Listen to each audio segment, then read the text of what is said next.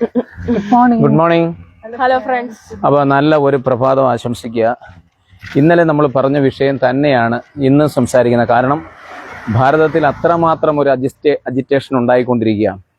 ഭയങ്കരമായ പ്രൊട്ടസ്റ്റ് ഭാരതത്തെ ഞെട്ടിച്ചുകൊണ്ട് നടന്നുകൊണ്ടിരിക്കുമ്പോൾ നമ്മൾ ആ വിഷയം തന്നെ കണ്ടിന്യൂ ചെയ്യുന്നതാണ് ബെറ്റർ എന്ന് ഞാൻ കരുതുക. ഭാരതത്തിലെ ജനങ്ങൾ, ഭാരതത്തിലെ കുഞ്ഞുങ്ങൾ, ഭാരതത്തിലെ യുവാക്കൾ, മാതാപിതാക്കൾ ഇവരൊക്കെ തെരുവേദികളിലാണ്. നമ്മൾ വിചാരിക്കുന്ന 1 ലക്ഷത്തോളം ചെറുപ്പക്കാർ അറ്റ് എ ടൈമിൽ ജന്തർ മന്ദറിൽ വരികയാണെങ്കിൽ ആ സമരത്തിന്റെ വികാരവും ആ സമരത്തിന്റെ തീഷ്ണതയും അവർ ഉദ്ദേശിക്കുന്ന ലക്ഷ്യവും വളരെ വലുതാണ്. ആ ലക്ഷ്യം എന്താണ്? പഠിക്കാൻ പോകുന്ന ഓരോ കുട്ടികളും, അതോടൊപ്പം തന്നെ പഠിക്കാൻ വിടുന്ന ഓരോ മാതാപിതാക്കളും വളരെ കോൺഷ്യസ് ആയിട്ട് ചിന്തിക്കുകയും അതിൻ്റെ ഭാഗമാവുകയും ചെയ്യുന്നു എന്നുള്ളത് ഓരോ ദിവസവും കാണുന്ന, അല്ലെങ്കിൽ നമ്മുടെ ഫേസ്ബുക്കുകളിൽ, സോഷ്യൽ മീഡിയകളിൽ വരുന്ന വാർത്തകൾ കാണുമ്പോൾ നമുക്ക് മനസ്സിലാവും സമരത്തെ എങ്ങനെയാണ് ഇന്ത്യൻ ജനത ഏറ്റെടുത്തത്. ഇതിന്റെ വൈകാര്യതയ്ക്ക് കാരണം എന്താ? 2013 ഒക്കെ നടക്കുന്ന ആ ലോകായുക്തനു വേണ്ടിയോ ലോക്പാലിനു വേണ്ടിയോ നടന്ന സമരം പോലെയല്ല. അത് ആ രാഷ്ട്രീയ പ്രേരിതമായ BJP അധികാരത്തിൽ കൊണ്ടുവരാൻ അണ്ണാ ഹസാരെ എന്ന് പറയുന്ന അഭിനവ ഗാന്ധി നടത്തിയ ഒരു കിളവൻ നടത്തിയ ഒരു സംഭവമാണ്. ആ കിളവൻ ഇന്ന് ഭാരതത്തിലെ ജനങ്ങൾക്ക് വേണ്ടി എന്ത് ചെയ്യുന്നില്ല, സംസാരിക്കുന്നില്ല. കാരണം എന്താണ്? അയാൾ പൈസ മേടിച്ചു ചെയ്തുവെങ്കിൽ ഇവിടെ ജനങ്ങൾ ഒന്നടങ്കം ഒരു പ്രതിസന്ധിക്കെതിരെ ഒരു വെല്ലുവിളി. കാരണം ഒരു രാജ്യം ഇത്രമാത്രം അപമാനിക്കപ്പെടുന്ന ഒരു സാഹചര്യം ലോകത്തുണ്ടായിട്ടേ ഇല്ല. കാരണം വിദ്യാഭ്യാസ മേഖലയിൽ ധർമ്മേന്ദ്ര പ്രധാൻ മന്ത്രിയായതിനു ശേഷം 7 പ്രാവശ്യത്തോളം നമ്മുടെ വിവിധ തരത്തിലുള്ള റെയിൽവേ റിക്രൂട്ട്മെന്റ് ബോർഡ് അതിൻ്റെ എക്സാം, UGC എക്സാം, നെറ്റിന്റെ എക്സാമുകൾ, നമ്മുടെ പല സബ്ജക്റ്റുകളുടെ ഫിസിക്സിന്റെ ഉൾപ്പെടെയുള്ള ക്വസ്റ്റ്യൻ ചോർന്നു. നീറ്റിന്റെ എക്സാമിന്റെ ക്വസ്റ്റ്യനുകൾ ചോർന്നു എന്ന് പറഞ്ഞാൽ 1-2 വർഷമല്ല, 10-12 വർഷത്തോളം 1-ാം ക്ലാസ് മുതൽ 12-ാം ക്ലാസ് വരെ പഠിക്കുന്നതിന്റെ പരിണിത ഫലമാണ് അവന്റെ നീറ്റ് എക്സാം എന്ന് പറയുന്നത്. അവൻ കൊച്ചുനാളിൽ തന്നെ ക്ലാസ്സുകളിൽ കുട്ടികളോട് ചോദിക്കുക എന്താകാൻ ആഗ്രഹം.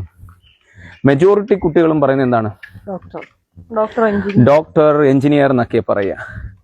അപ്പൊ അങ്ങനെ പറയുമ്പോൾ ആ കുട്ടികളിൽ അതൊരു സ്ട്രെസ്സായി വരിക. കാരണം എന്താ? കുഞ്ഞുനാളിലെ ആ സ്വപ്നത്തെ എന്ത് ചെയ്യണം? പൂവണിയണം. അത് പൂവണിയണമെന്നുണ്ടെങ്കിൽ എന്താണ് വേണ്ടത്? അവർ സ്വാഭാവികമായിട്ടും ഈ പരീക്ഷ, നീറ്റ് എക്സാം എഴുതി പാസ്സാവണം. ആ ക്വസ്റ്റ്യൻ പേപ്പറുകളാണ് 2021 കാലഘട്ടം മുതൽ 2026 കാലഘട്ടം എത്തുമ്പോഴത്തേക്ക് അനേകം പ്രാവശ്യം റിപ്പീറ്റ് ചെയ്ത് എന്ത് ചെയ്യപ്പെടുക? ലീക്ക് ആയിക്കൊണ്ടിരിക്കുക. ദാറ്റ് മീൻസ് അത് ലീക്ക് അല്ല. എന്തൊരു ലീക്കാ? കൃത്യമായ പ്ലാനിങ്ങോട് കൂടിയ ലീക്കാ. ആർക്കോ അത് കിട്ടണമെന്നുള്ള രീതിയിലാണ്. ഇപ്പം നടത്തിയ നീറ്റിന്റെ എക്സാം നടന്നപ്പോൾ പോലും ഒരു മാധ്യമത്തിൽ ഒരു കുട്ടി പരാതി കൊടുത്തത് 628 മാർക്ക് എക്സ്പെക്ട് ചെയ്തെടുത്ത് വെറും 28 മാർക്കിന്റെ പ്രശ്നമായി മാറി. അപ്പോൾ എല്ലാവർക്കും പ്രതിസന്ധികൾ രൂക്ഷം. വിദ്യാഭ്യാസം ഒരു കച്ചവട ചരക്കായി മാറി. നീറ്റ് മാത്രമല്ല, CBSE എക്സാം 12ാം ക്ലാസ്സിന്റെ CBSE 12ാം ക്ലാസ്സിൽ. കാരണം എന്താ? വിദ്യാഭ്യാസം ഇല്ലാത്തവർ ഭരിക്കുന്ന കാലഘട്ടത്തിൽ വിദ്യാഭ്യാസത്തിന് വില ലഭിക്കുന്നില്ല. തീർച്ചയായും വിലക്കയറ്റം അതിരൂക്ഷമായി മാറി. CJP എന്ന പാർട്ടി ഉണ്ടാകാൻ കാരണമായി മാറിയത് ഇവിടുത്തെ ഒരു ജഡ്ജ് പറയുകയാണ്, ഇന്ത്യയിലെ ജനത, ഇന്ത്യയിലെ യുവാക്കൾ കോക്രോച്ചുകളെ പോലെയാണ്, വെയിലുകൊണ്ട് മരിക്കുന്ന അവസ്ഥ, ജോലിയില്ല, കയറിയിറങ്ങി നടക്കുന്നു എന്ന മനോഭാവത്തിൽ കളിയാക്കിയപ്പോ ഇന്ത്യയിലെ യുവാക്കൾ, പ്രത്യേകിച്ച് അഭിഷേക് ദിപ്കെ പോലെയുള്ളവരൊക്കെ, ഒട്ടനവധി ആൾക്കാർ, KSUക്കാർ, അതായത് NSUക്കാർ, SFIക്കാർ, അങ്ങനെ രാഷ്ട്രീയ ബോധമുള്ള, രാഷ്ട്രത്തോട് കൂറുള്ള, രാഷ്ട്രീയത്തിന്റെ മുഖം നോക്കാതെ എല്ലാവരും സമരം ചെയ്യേണ്ടതാ. അങ്ങനെ 10,000-കണക്കിന് ചെറുപ്പക്കാർ ഇന്ത്യയുടെ ഓരങ്ങളിൽ എന്ത് ചെയ്തു? സമരവുമായി ജന്തർ മന്ദറിലേക്കൊക്കെ പോയി. അവരുടെ സമരത്തെ എന്നാൽ അടിച്ചമർത്താമെന്ന് ആര് വിചാരിച്ചു? പോലീസ് വിചാരിക്കുകയല്ല, ഗവൺമെന്റ് വിചാരിക്കുന്നു.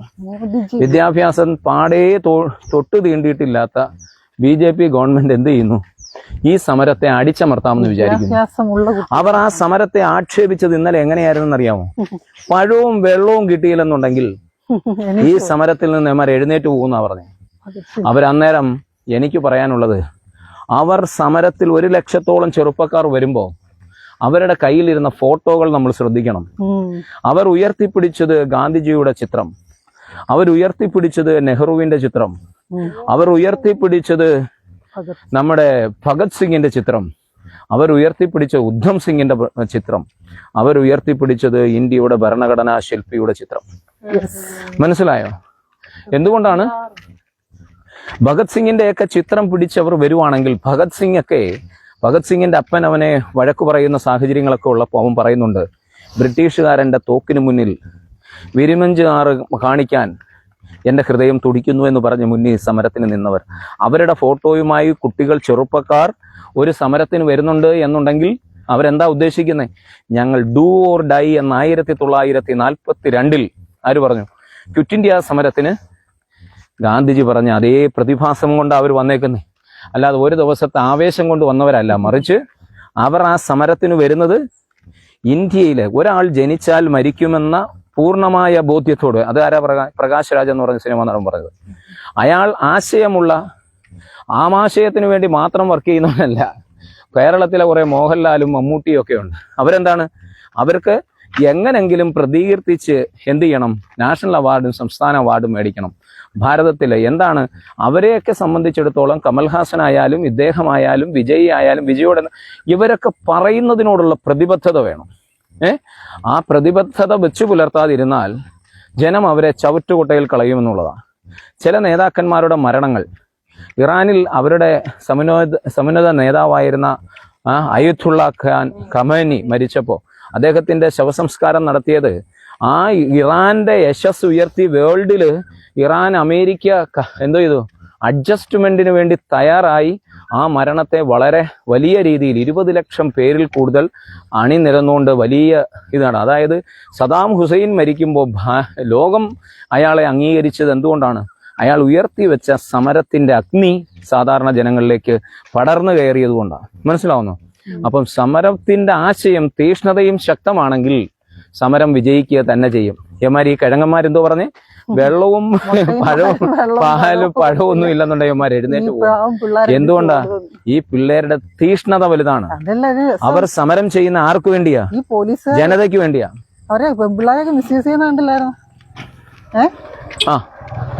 പോലീസുകാര് പെൺകുട്ടികളെ മിസ്യൂസ് ചെയ്തപ്പോ ഒരു അമ്മ വന്നില്ലേ?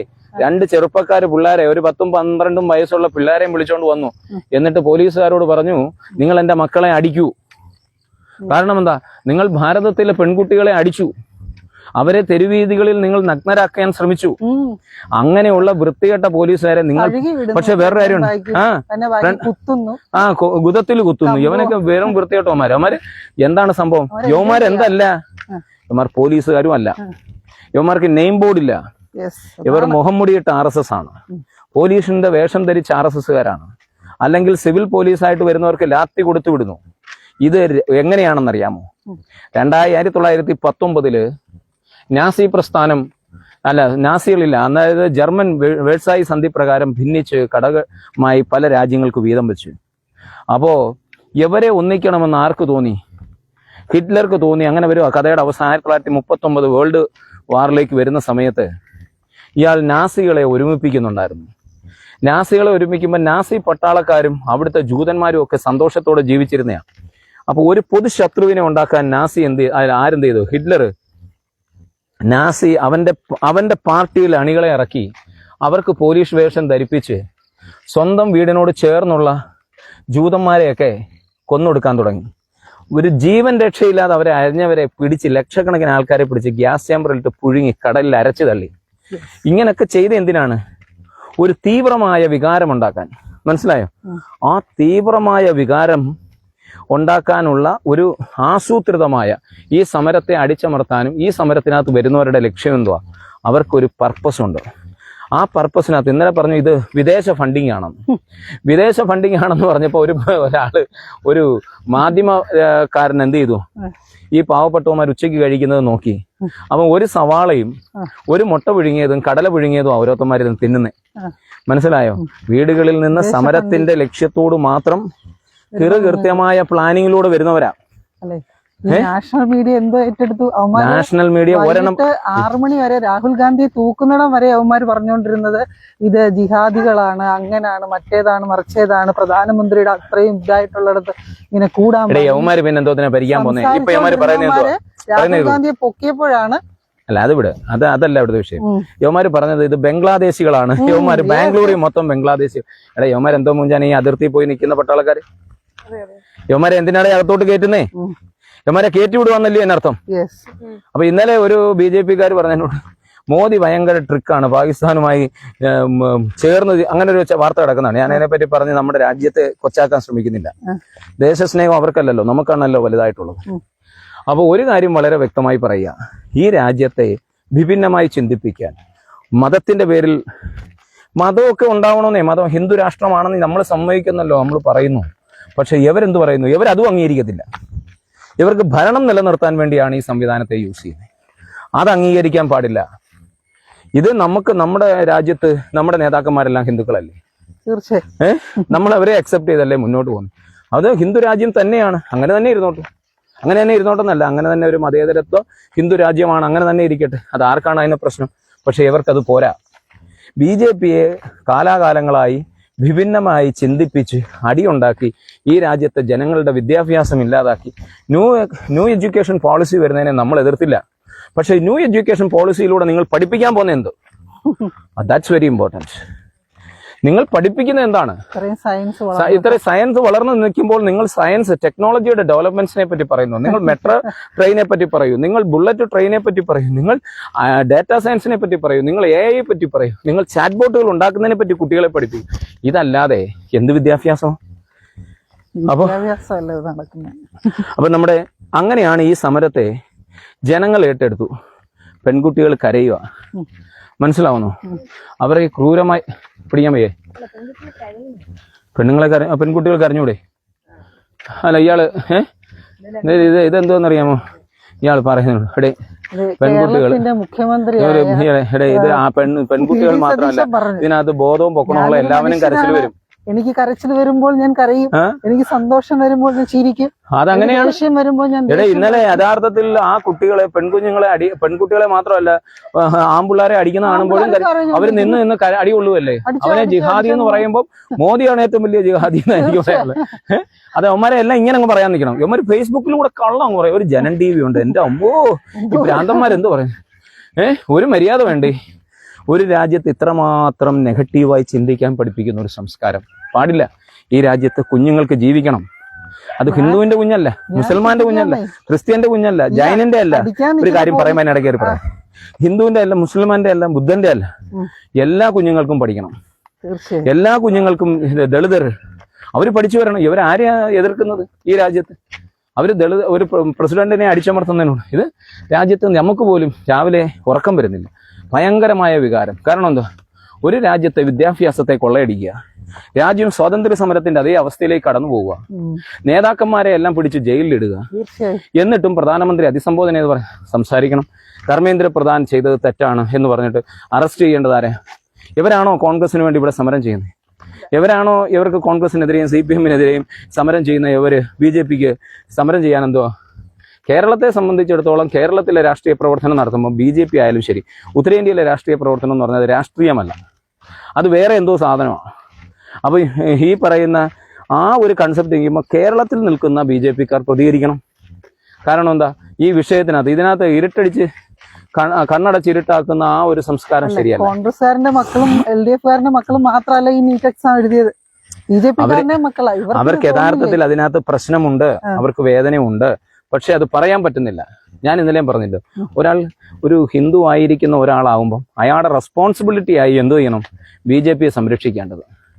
ആ അവസ്ഥയിലാണ് ഭയങ്കര പ്രശ്നം. കേരളത്തിൽ പിന്നെ കോൺഗ്രസിലും കമ്മ്യൂണിസ്റ്റിലും പ്രധാനപ്പെട്ട നേതാക്കന്മാരും എല്ലാം എന്താണ്? ഹിന്ദുക്കളാണ്. കേരളത്തിന് വെളിയിൽ എല്ലാവരും ഹിന്ദുക്കളാണ് കോൺഗ്രസിന്റെ നേതാക്കന്മാർ. എന്നാലും അവന്മാരെ അക്സെപ്റ്റ് ചെയ്യത്തില്ല. CPM അല്ല, മുസ്ലിംസ് ഏറ്റവും ഉള്ള സ്ഥലങ്ങളിലെല്ലാം ഇപ്പം BJP-യാ ജയിക്കുന്നത്. അപ്പൊ യഥാർത്ഥത്തിൽ കോൺഗ്രസിന് വേണ്ടി പോരടിക്കുന്ന ഇന്ത്യയിലെ ഹിന്ദു ജനങ്ങൾ തന്നെയാണ്. അതിനകത്തൊന്നും നമ്മൾ പറയാൻ മടിക്കുകയും വേണ്ട. നേഹ കൈയൊക്കെ എടുത്ത് കുടയാൻ ഇഞ്ഞെടുത്തേ, ഞാൻ 4 മണിക്കൂർ ഇങ്ങനെ പിടിച്ചാൽ എനിക്ക് കഴിഞ്ഞു. അങ്ങനെയൊക്കെ വരും കേട്ടോ ഇനി.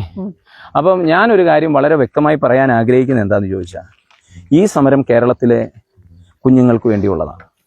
ഇന്ത്യയിലെ വിദ്യാഭ്യാസം ചെയ്യുന്ന കൊച്ചുങ്ങൾക്ക് വേണ്ടിയുള്ളതാണ്. ഇത് ഈ രാജ്യത്തിന് വേണ്ടിയുള്ളതാണ്. ഈ സമരത്തിൽ നമ്മളും ഒരു ഭാഗമായി മാറണം. തീർച്ചയായും. മനസ്സിലാവുന്നു? അത് വാക്കുകൊണ്ടായാലും പ്രവൃത്തി കൊണ്ടായാലും. ഞാൻ ഇന്നും ഇതിനെപ്പറ്റി ഇത്രയും ശക്തമായി പറയുന്നതിന് കാരണം എന്താണെന്ന് ചോദിച്ചാൽ, ഇത് ശക്തമായി പറയേണ്ട വിഷയമാണ്.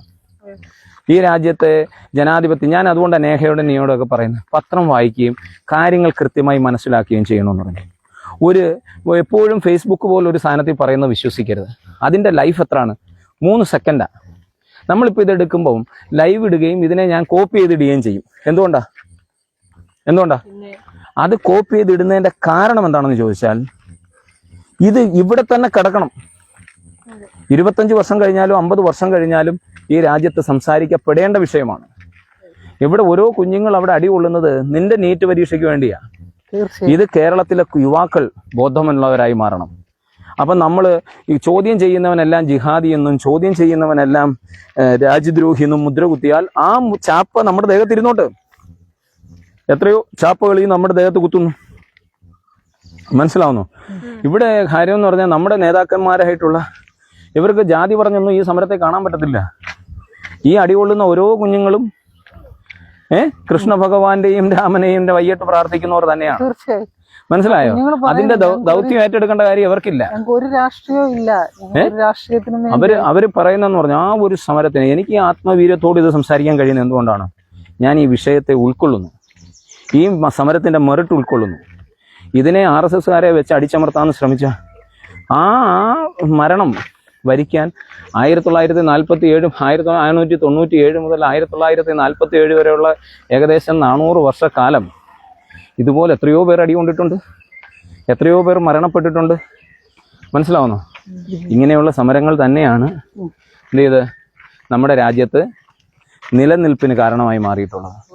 അതുകൊണ്ട് ഈ വിഷയങ്ങളെ പറ്റി ആധികാരികമായി മനസ്സിലാക്കി, ഇതിപ്പോ ഇവിടെ CJPയോ കോൺഗ്രസോ CPMO എന്നൊന്നല്ല. എന്തു സാറേ? ഇല്ല, ഇവിടം വരെ നിർത്തോ കൊച്ചുങ്ങളുടെ ക്ലാസ്. അപ്പൊ മനസ്സിലായോ? CJPയോ എന്നൊന്നുള്ളതല്ല. ഇതെന്താണ്? ഇതിന് ജനാധിപത്യ ധ്വംസനമാണ്. നമ്മളിപ്പോൾ ഇവിടെ സേഫായിട്ട് ജീവിക്കുന്നതിനും അല്ലെന്നുണ്ടെങ്കിൽ നമ്മൾ സേഫായിട്ട് ഇരിക്കുന്നതിനും കാരണം എന്താണ്? ജനാധിപത്യം എന്നുള്ള ആ ഒരു കൺസെപ്റ്റ്, മതേതരത്വം എന്ന കൺസെപ്റ്റ്, ഇത് നിലനിൽക്കണം. ജനാധിപത്യം വിദ്യാഭ്യാസത്തിലും വേണം. അതുകൊണ്ട് ഇന്നലത്തെ സമരത്തിൽ രാഹുൽ ഗാന്ധി, കോൺഗ്രസ് പാർട്ടിയുടെ നേതാക്കന്മാര്, പ്രതിപക്ഷ നേതാക്കന്മാരുടെ ഇൻഫ്ലുവൻസ് വളരെ വലുതായിരുന്നു. പ്രധാനമന്ത്രിക്ക് തുല്യനായ വ്യക്തിയാണ് പ്രതിപക്ഷ നേതാവ്. പ്രധാനമന്ത്രി ഒന്നും ജീവിതത്തിൽ ഇതുവരെ ഒരു സമരത്തിന് പോയിട്ടുമില്ല. ആ സമരത്തിൽ അയാൾ പങ്കെടുത്തിട്ടുമില്ല. ആ സമരം അദ്ദേഹം ചെയ്ത ഒരു സമരം ആൾക്കാർ വലിച്ചടിച്ചേക്കെ അവിടെ. ഇന്ത്യയിലെ ആദ്യമായിട്ട് നടക്കും ഇങ്ങനെ സംഭവം. അതൊക്കെ ഞാൻ പറഞ്ഞു വന്ന വിഷയത്തിന്റെ മെറിറ്റ് നോക്കും. ഈ പറയുന്ന വലിച്ചഴക്കപ്പെടുന്നവർ എന്നും വലിച്ചഴക്കപ്പെടുന്നവരും, വലിച്ചഴക്കാൻ ആഹ്വാനം ചെയ്യുന്നവൻ ജീവിതത്തിൽ വലിച്ചഴക്കപ്പെട്ടിട്ടുമില്ല. അവർ സമരം ചെയ്ത് കടന്നു വന്നവരല്ല. മനസ്സിലായോ?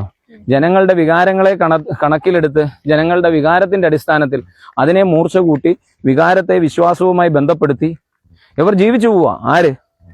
കുറച്ചുപേര്. ബാക്കിയുള്ളവർ അവിടെ നിന്നുകൊണ്ട് മുദ്രാവാക്യം വിളിക്കുന്നുള്ളതേ ഉള്ളൂ. ഇന്നലെ രാഹുൽ ഗാന്ധിയുടെയും പ്രിയങ്ക ഗാന്ധിയും സോണിയാഗാന്ധിയും ഉൾപ്പെടെ കോൺഗ്രസിന്റെ ഒട്ടനവധി നേതാക്കന്മാർ സമരത്തിൽ പങ്കാളികളായി. കേരളത്തിലെ ഓരോ MP-മാരും, അത് ഇടതുപക്ഷമൊന്നുമില്ല വലതുപക്ഷമൊന്നുമില്ല, എല്ലാവരും, എല്ലാ പക്ഷക്കാരും എന്ത് ചെയ്തു? ഈ സമരത്തെ പങ്കെടുത്തിട്ടുണ്ട് എങ്കിൽ അവർക്ക് ജനാധിപത്യ ബോധമുണ്ട്. BJPക്കാരായാലും അങ്ങനെയുള്ളവരുണ്ടെന്നുണ്ടെങ്കിൽ അവർ ആ ബോധമുള്ളവരാണെന്ന് നമ്മൾ കാണണം. ഇല്ല എന്നുണ്ടെന്നുണ്ടെങ്കിൽ അവർക്ക് ജനത്തോടോ ഈ പ്രസ്ഥാനത്തോടോ ഈ രാജ്യത്തോടോ ഒരു കൂറുമില്ല എന്നുള്ളതാണ്. രാജ്യത്തോട് കൂറുള്ളവരെല്ലാം രാജ്യത്തെ മുടിക്കുന്ന രാമന്റെ ക്ഷേത്രം, അയോധ്യ ക്ഷേത്രം ഒരു വികാരമാക്കി മാറ്റി അതിനെ കൊള്ളയടിച്ചപ്പം അത് സംസാരിക്കപ്പെടുന്നില്ല. അത് ഇന്നോ ഇന്നലെയൊന്നും അല്ല, വർഷങ്ങളായിട്ടുള്ള പരിപാടിയായിരുന്നു. മനസ്സിലായോ? അപ്പൊ ഞാൻ ഇതാണ് ഈ സമരത്തെ പറ്റി എനിക്ക് പറയാനുള്ള വികാര പ്രകടനവും. ഈ പറയുന്ന അതിന് ഒട്ടനവധി കാര്യങ്ങൾ ഇതുമായി ബന്ധപ്പെട്ട് പറയാനുണ്ട്. എന്നിരുന്നാലും ഇതിന്റെ കോറായ ഒരു വിഷയം ഞാൻ ഇതാ പറഞ്ഞു. ഇനി നേഹയ്ക്ക് അഭിപ്രായം പറയാം. ലിനി ഇടയ്ക്കിടയ്ക്ക് പറയുന്നു. ലിനി ഇവിടെ അങ്ങ് പറഞ്ഞോളൂ, പറഞ്ഞു തീർത്തോളൂ. അപ്പൊ ഞാൻ ഇന്നലെ ഇതെല്ലാം ലൈവായിട്ട് ഈ പ്രോഗ്രാം കാണുകയായിരുന്നു. അതിന് മുമ്പിലത്തെ ദിവസത്തെയും കാണാനായിട്ട് വന്നു. പക്ഷെ കുട്ടികളെ തല്ലിച്ചതയ്ക്കുന്നതൊക്കെ പിന്നീട് റീലുകളായിട്ടാണ് കണ്ടത്. പക്ഷെ അവിടെ ഇത് കണ്ടപ്പോ അറിയാതെ, ഇപ്പൊ ഞാൻ വീട്ടിനകത്തിരിക്കുന്ന ഒരു വീട്ടമ്മ അല്ലെ, പക്ഷെ എന്നിലെ വികാരവും ഭയങ്കരമായിട്ട് മറന്നു. കാരണം വെച്ചാൽ ഒന്നും പഠിക്കാൻ വേണ്ടി ദിവസങ്ങളും മാസങ്ങളും വർഷങ്ങളും കഷ്ടപ്പെട്ടിട്ട് അതിന്റെ ഫലമായിട്ടൊരു മെയിൻ എക്സാം എഴുതി അതിന്റെ റിസൾട്ട് വരുമ്പോൾ ഇങ്ങനെ പേപ്പർ പബ്ലിഷ് ആകല്ലേ, ക്വസ്റ്റ്യൻ പേപ്പർ നേരത്തെ പബ്ലിഷായി ഏതോ ഒരു ട്യൂഷൻ സെന്ററുകാർ അല്ലെങ്കിൽ ഏതൊക്കെയോ ആൾക്കാർ നടത്തിയ അവരുടെ കോച്ചിങ് സെന്ററിന് മാത്രമുള്ള കുട്ടികൾക്ക് മാത്രം റിസൾട്ട് കൂടുക. ഇതൊക്കെ നമ്മുടെ ഇന്ത്യയിൽ നടക്കുന്നു എന്ന് പറയുമ്പോൾ ഒരു പ്രാവശ്യമല്ല, പല പ്രാവശ്യം ഇത് ലീക്കാകുകയാണ്. അപ്പൊ ഇതൊന്നും കാണുന്നില്ലേ? നമ്മുടെ രാജ്യത്തെ ഭരിക്കുന്ന ഈ BJP ഗവൺമെന്റ് അല്ലെങ്കിൽ ഈ മോദിജി ഇതൊന്നും കാണുന്നില്ല എന്നാണ് എന്റെ ചോദ്യം. അപ്പം ഇത് ഒരു പ്രാവശ്യമല്ല, പല പ്രാവശ്യം റിപ്പീറ്റ് ചെയ്യുമ്പോൾ ഇതേപോലെയുള്ള ഒരു വിദ്യാഭ്യാസ മന്ത്രി എന്തിനിവിടെ നിലനിർത്തുന്നു എന്നുള്ളതാണ് ചോദ്യം. അത് ചോദ്യം ചെയ്യാൻ വന്ന കുഞ്ഞുങ്ങളെ അവർക്ക് വെള്ളവും കൊടുക്കത്തില്ല, ബ്രെഡും കൊടുക്കത്തില്ല എന്ന് പറഞ്ഞ് അവരെ അവിടെ നിന്ന് ഓടിച്ചു വിടാമെന്ന് നോക്കിയപ്പോൾ അതൊന്നും ഏൽക്കുന്നില്ല. അവസാനം അവരെ എന്ത് ചെയ്തു? അവരെ വടികൾ കൊണ്ട് അടിച്ച് ചതയ്ക്കുന്നു, വലിയ തോക്കെടുത്ത് ചൂണ്ടുന്നു. ഇവരെന്താ കൊച്ചുങ്ങൾ എന്താണ് ഇവിടെ ഭീകരവാദികളോ? അവരെ ചൂണ്ടി നിൽക്കുക തോക്കും കൊണ്ട് വെടിവെക്കാൻ വേണ്ടി. അപ്പൊ ഇതൊക്കെ കാണുമ്പോൾ നമുക്ക് സഹിക്കുന്നില്ല. ഇപ്പൊ നാളെ എന്റെ കുഞ്ഞുങ്ങൾ ഇതേപോലുള്ള പരീക്ഷകൾ എഴുതേണ്ടതല്ലേ? അവർക്ക് ഇത് തന്നെയല്ലേ അവസ്ഥ? അപ്പൊ ഒരമ്മയായ എന്നിൽ വികാരമൊക്കെ ഭയങ്കരമായിട്ട് അണപൊട്ടി ഒഴുകുക. അപ്പൊ ഞാനിരുന്ന് ഈ റീൽസുകളെല്ലാം ഷെയർ ചെയ്യുക. അപ്പൊ അതിനുശേഷമാണ് പിന്നീട് കോൺഗ്രസിന്റെ നേതൃത്വത്തിൽ. അപ്പൊ ഞാനിങ്ങനെ ചിന്തിക്കുകയാണ്, എന്തുകൊണ്ട് രാഹുൽ ഗാന്ധി ഒന്നും ഈ ഒരു പ്രക്ഷോഭത്തെ ഏറ്റെടുക്കുന്നില്ല എന്ന് ചിന്തിച്ചുകൊണ്ടിരുന്നപ്പോഴാണ് വൈകുന്നേരത്തെ ഈ സംഭവം. അത് കണ്ടപ്പോഴും അവരവിടെ വളരെ സമാധാനപരമായിട്ടൊരു ഇത് നടത്തുകയാണ്. കാരണം പാർലമെന്റിൽ അവർക്ക് അവസരം കൊടുത്തില്ല സംസാരിക്കാൻ. അന്നേരം മൈക്കും ഓഫ് ചെയ്യുക. പിന്നെ അവർ ചെന്ന് ആരോട് പറഞ്ഞു? സ്പീക്കറിനോട് പറഞ്ഞു, ഞങ്ങൾക്ക് ഇതിനെക്കുറിച്ച് സംസാരിക്കണം, ഞങ്ങളുടെ 1-2 സെന്റൻസിൽ അതിനകത്ത് കൂട്ടിച്ചേർക്കണം. സമ്മതിക്കുന്നില്ല. അപ്പൊ അവർക്ക് എവിടെയെങ്കിലും ഇത് പ്രകടിപ്പിക്കണ്ടേ? അവർ അതിന് മോദിയെ കാണാൻ വേണ്ടി, പ്രധാനമന്ത്രിയെ കാണാൻ വേണ്ടി അവിടെ വന്നതാണ്. പ്രധാനമന്ത്രിയുമായി ചർച്ച നടത്താൻ വേണ്ടി വന്നതാണ്. അവർ സമാധാനപരമായി നടത്തുന്ന ആ ഒരു പ്രക്ഷോഭത്തെ എന്ത് ചെയ്യാണ്? അമിത്ഷായുടെ നേതൃത്വത്തിൽ അമിത്ഷാ എന്ത് ചെയ്ത് അപ്പത്തേനും വിളിച്ചു, അവരെയെല്ലാം കൂട്ടി വിളിച്ചിട്ട് ഇങ്ങനെയാണ് അതിനെ അറ്റാക്ക് ചെയ്തത്. അതായത് പ്രധാനമന്ത്രിയുടെ സ്ഥലത്ത് വന്ന് ഇങ്ങനെ കൂട്ടുകൂടാൻ പാടില്ല എന്നുള്ള പേര്. ആക്ച്വലി ഇവരൊന്നും ചെയ്തില്ല. അവരവരുടെ കാരണം അവർക്ക് സംസാരിക്കണ്ടേ? രാജ്യത്തിന്റെ പ്രധാനമന്ത്രിയോട് സംസാരിക്കണ്ടേ? എന്താണ് ഇവിടെ സംഭവിക്കുന്നത് പറയണ്ടേ?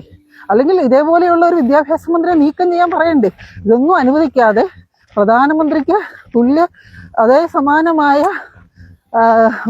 അധികാരമുള്ള ഒരു പ്രതിപക്ഷ നേതാവിനെയാണ് റോഡിൽ കൂടെ വലിച്ചിഴച്ചുകൊണ്ട് പോയത്. അതേപോലെ തന്നെ അദ്ദേഹത്തെ എന്ത് ചെയ്തു? ആ വലിച്ചിഴക്കുന്നതിന്റെ ഇടയിൽ അദ്ദേഹത്തിന് മുകളിലൂടെ ചോര വരുന്നത് കാണാൻ പറ്റും.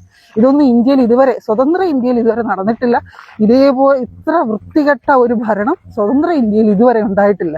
ഈ 10-12 വർഷക്കാലം ഇന്ത്യയെ ഭരിച്ച് നശിപ്പിച്ച BJP ഗവൺമെന്റിന്റെ കീഴിൽ ഇത് നടക്കുകയുള്ളൂ. ഇതിനെ ചോദ്യം ചെയ്യാൻ ആരുമില്ലെന്നാണ് ഇവന്മാർ വിചാരിച്ചത്.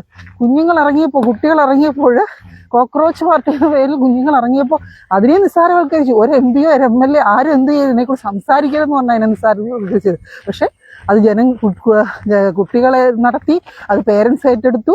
അങ്ങനെ ഇപ്പോൾ അത് പാർട്ടികൾ ഓരോരുത്തരായി ഏറ്റെടുക്കുക. അപ്പൊ വളരെയധികം ശക്തമായ നിലപാടാണ് ഉണ്ടാകേണ്ടത്. നേഹ പറഞ്ഞു. എനിക്ക് ഇവിടെ പറയാൻ തുടങ്ങുന്നതെന്ന് വെച്ച് കഴിഞ്ഞാൽ ജസ്റ്റ് കോട്ടിങ് കൊണ്ട് തുടങ്ങാം. ജവഹർലാൽ നെഹ്റു പറഞ്ഞായിരുന്നു, ഇന്നത്തെ വിദ്യാർത്ഥികളാണ് നാളത്തെ നേതാക്കളെന്ന്. Very good. സംശയമില്ല 100%. ഇന്നത്തെ വിദ്യാർത്ഥികൾ നാളത്തെ നേതാക്കന്മാർ തന്നെയാണ്. പറഞ്ഞു. അതെ. അപ്പോ ഈ 2-3 ദിവസങ്ങളായിട്ട് വളരെ അതിതീവ്രമായ പ്രക്ഷോഭം നമ്മൾ കാണാനിടയായി. പ്രധാനമായും CJP എന്ന വാക്ക് ഇന്നത്തെ യുവതലമുറയുടെ മൊത്തവും ഇടയിൽ വളരെയേറെ പ്രാധാന്യമേറിയിരിക്കുന്നു. കാരണം എന്ന് പറഞ്ഞാൽ ഒന്ന് തന്നെ ഈ CJP വന്നപ്പോൾ മുതൽ നമുക്ക് മനസ്സിലായ ഒരു കാര്യം എന്ന് പറഞ്ഞാൽ നീറ്റുമായി ബന്ധപ്പെട്ട പേപ്പർ ലീക്കുമായി ബന്ധപ്പെട്ട കാര്യങ്ങൾ അമ്മയൊക്കെ പറഞ്ഞു. അപ്പൊ അതുപോലെയുള്ള കാര്യങ്ങളൊക്കെ കുട്ടികളുടെ ഇടയിൽ, അതായത് യൂത്തിന്റെ ഇടയിൽ വളരെയേറെ സ്വാധീനം ചെലുത്താനായിട്ട് കാരണമായി. അങ്ങനെ ഇന്നത്തെ പെട്ടെന്ന് അമ്മ പറഞ്ഞു അതൊന്നും പറയണ്ട. ഇന്നോവേറ്റീവ് ആയിട്ട് നിങ്ങൾക്ക് തോന്നുന്ന നിങ്ങളുടെ ആശയം പറഞ്ഞാൽ നിങ്ങൾ എങ്ങനെയാണ് ഇതിനെ കാണുന്നതെന്ന് പറഞ്ഞാൽ ഉറപ്പായും ഞങ്ങളുടെ സപ്പോർട്ട് ഉണ്ട്. കാരണം എന്ന് വെച്ചാൽ ഞങ്ങളെപ്പോലുള്ള ഭാവിയിലെ കുട്ടികൾക്ക് ആവശ്യമായിട്ടുള്ള ഒന്നാണ് ഇത്തരത്തിലുള്ള ഫീൽഡുകൾ. അപ്പൊ ഈ ഫീൽഡിലേക്ക് പോകുന്ന ഏത് ഫീൽഡ് മീൻസ് ഇപ്പൊ നമുക്കിപ്പോ എഞ്ചിനീയറിംഗ് ആയിക്കോട്ടെ, ഇതുമായി ബന്ധപ്പെട്ടായിക്കോട്ടെ, നീറ്റ് ആയിക്കോട്ടെ, പരീക്ഷ തുടങ്ങിയതൊക്കെ നമ്മൾ ഫേസ് ചെയ്യേണ്ടതാണ്. അപ്പൊ അതിനെതിരെ ഉണ്ടാകുന്ന ഇത്തരത്തിലുള്ള അതിക്രമങ്ങളും ഇത്തരത്തിലുള്ള തെറ്റുകളും ഒരു വട്ടം 5000 അല്ലല്ല എനിക്ക് അത് സാരമില്ല.